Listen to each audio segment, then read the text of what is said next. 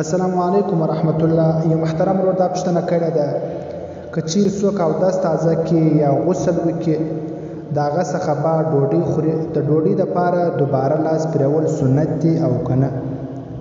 د ډوډۍ دپاره لاس مستقل پرېول دا سنت دي، که څه هم دا کس اودس تازه کړی وي یا غسل یې کړی وي یا د لمانځه څخه فارغه سوی راسي ډوډۍ خوري، خو بیا هم دوباره به د ډوډۍ دپاره مستقل لاس پرېوي، دا سنت دی.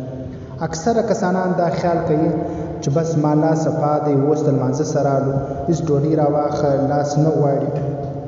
په حواله سره ابن ماجه حدیث نمبر 215، فتاوا عالمگیری جلد نمبر 5 صفحه 330 کې دا مسله راخصه ده چې د ډوډۍ څخه مخکې او بعد کې لاس پرېول دا سنت دی.